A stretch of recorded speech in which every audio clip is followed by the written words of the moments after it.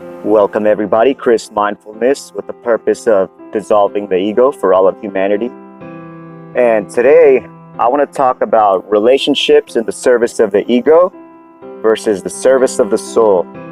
You are going to learn how to attract the most abundant, authentic relationships ever. And I'm saying this from the heart. This information may be the biggest breakthrough in your current or your future relationships.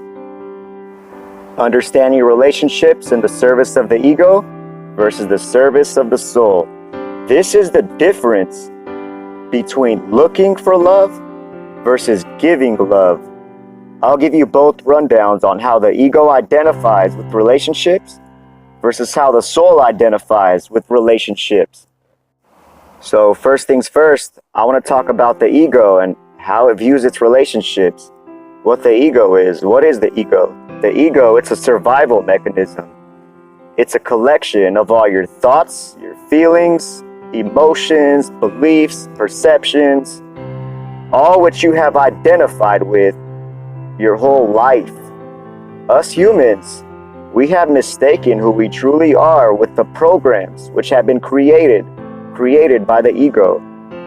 The ego believes its source of happiness is out there somewhere. Out there. It is the core reason why most people are looking for love rather than giving love.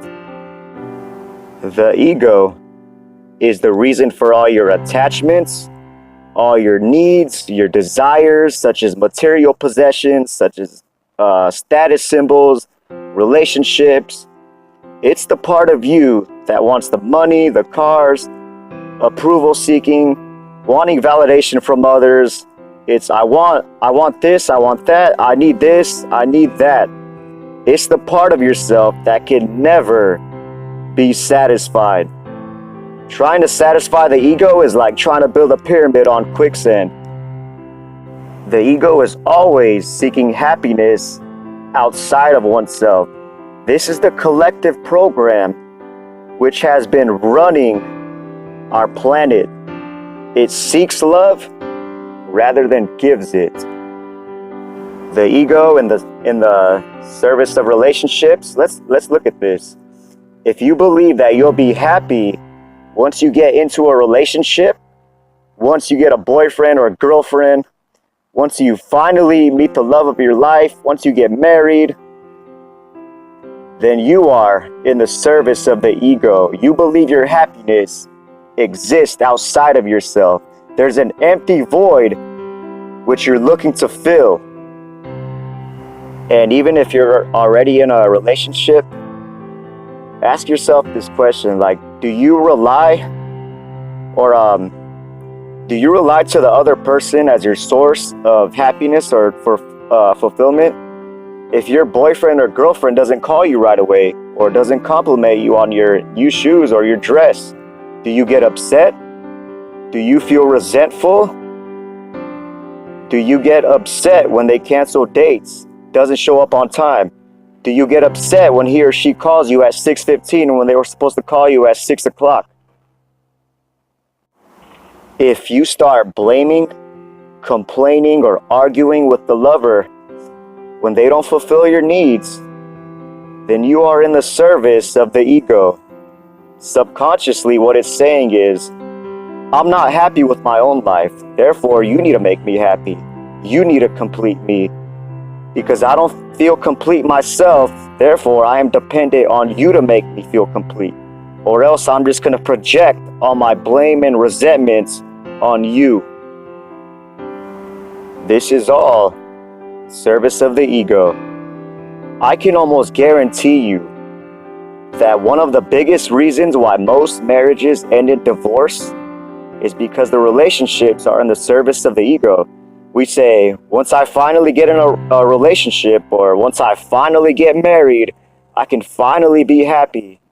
Then a couple months goes by or a couple years go by and you're still unhappy. And then you start blaming the other person for your unhappiness. You start projecting it on them, projecting your blame and resentments. It's as if they are the source of your unhappiness. The ego seeks love, the soul gives love. The ego says, life is about me. The soul says, life is about we. And I'm going to show you how you can go from me to we. By letting go of the ego, you will go from me to we. So, enough about the bad news. Let's get into the good news now. Relationships in the service of the soul. In other words, relationships in the service of who you truly are and who you have always been. There's a great quote on my Instagram that says, when the ego dies, the soul awakens. So if you decide to make an effort to dissolve the ego, you're going to automatically, by default, awaken the soul. This is who you truly are. Once you've awakened the soul, everything you touch is going to turn to gold. When you're in the service of the soul, you're going to feel a sense of connectedness, oneness, fulfillment, joy, happiness. These characteristics are all part of the soul, and they're going to be projected outwards on all your relationships. You are just going to radiate that energy. You will now become the giver. You'll go from the go-getter to the go-giver, and it's the giver who receives. When the ego dies, the soul awakens. You just become the source of love. There's no more attachments, expectations, or needs from the other person. So if your lover doesn't call you on time or compliment you on your new shoes or your dress, how are you going to get upset with them if you have no expectation of the outcomes? It's the attachments and the expectations that create suffering and resentments. But if you don't want anything or you don't need anything from the other person, how could you possibly get upset? Your soul is in complete oneness with all that exists. Therefore, it doesn't look for love outside of itself because it has become the source of love, that which is connected to all things, and it naturally radiates love. All your actions towards the other person is coming from a source of love. It's energy that's radiating outwards, and your partner will be affected by your loving energy. Whereas before, in the presence of the ego, which is lacking love, therefore it seeks love outside of oneself. The soul is love and therefore shares its energy with other people. You're no longer chasing. Now you're attracting. Something to think about. You become the flame and not the moth once you let go of the ego and experience the soul. Because of your sense of completeness and wholeness, you're going to want your partner to feel complete and whole. You're going to want them to be happy. You're going to see the best in them. Whereas in the service of the ego, you wanted them to make you happy. Well, now you just flip the script. And when you're in a relationship in the service of your soul and your partner wants to have, let's say, a girl's night out or a boy's night out, you're going to approve of it without any contradictions. You'll say, go ahead, baby. I want you to go. I want you to have fun. Or if your partner tells you they need some space, like they just want to be alone, you say, go ahead, baby, just do what makes you happy. You're only taking a few days off? Oh, you could take a week off if you want, but hey, before you go, mwah, get your mind right, baby. I'll be right here when you need me. This is why they say, if you truly love someone, you'll set them free. The key word was truly love someone. Truly. Most people mistake love for attachment. Attachment to someone is not love. Attachment is selfishness. Why? Because deep down, you're just using the other person as the source of your own happiness. That is in the service of the ego. All right. So now enough with the bad news. Let's get into the good news now. Relationships in the service of the soul. In other words, relationships in the service of who you truly are and who you have always been. There's a great quote on my Instagram. It says, when the ego dies, the soul awakens. So if you decide to make an effort to dissolve the ego, you will automatically, by default, awaken the soul. And this is who you truly are and how it should be. You will be in alignment and synchronicity with the other person once you awaken the soul. Everything you touch is going to turn to gold. Relationships in the service of the soul, you're going to be fulfilled. Why? Because when you let go of the ego and experience the soul, you're going to feel that sense of connectedness and oneness and fulfillment, joy, happiness. These characteristics are all part of the soul, and they're going to be projected outwards on all your relationships, friendships, boyfriend, girlfriend, family, people you come into contact with, just everywhere. Your whole vibe and aura, you're just going to radiate that energy. You've now become the giver.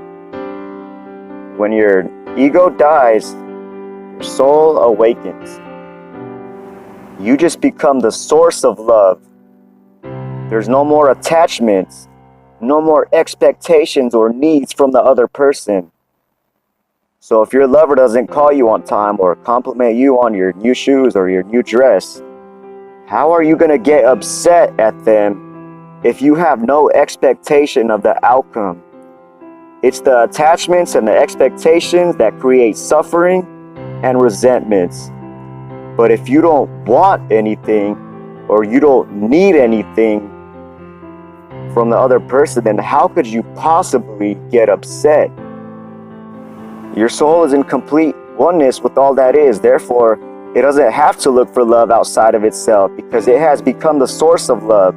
All your actions towards the other person is coming from a source of love. It's energy radiating outwards, and the presence of the ego, which is lack of love, therefore it seeks it outside of itself. The soul is love and therefore shares its energy with other people. You are no longer chasing. Now you are attracting. You become the flame and not the moth. If you want to attract real love, which is in the service of the soul, you have to let go of the ego, the false identity which believes it's the real self. Let go of your attachments. Let go of your wants. Let go of your needs, your desires of the other person. Let go of wanting to be in a relationship in the first place. And most people are scared to let go of these attachments. Why? Because they believe if they let go, then they'll never get what they want. They think they won't get the relationship, the lover, the marriage. They think they won't experience true love. But on the contrary, pay attention here. Your attachments are actually blocking you from experiencing true love. As David R. Hawkins says, he's been a psychiatrist for over 40 years now. Great spiritual teacher. He's a mystic. I think I read like 4 of his books. He's great. He quoted, "Letting go of your desires doesn't mean you won't get what you want. It merely clears the way for it to happen. By letting go, you will increase your magnetic power to attract love, and you will get what you want, especially since detachment of the ego means detachment of obstacles which were blocking the receiving in the first place. If you let go of the ego which wants love, doesn't mean you won't get it. It will actually open up the pathways for it to happen." And I want to thank you guys for taking the time to view this video. If you have any questions, leave a comment below or add me on Instagram and shoot me a direct with any of your questions. I'll be more than grateful to help you. So thank you, take care, and God bless your soul.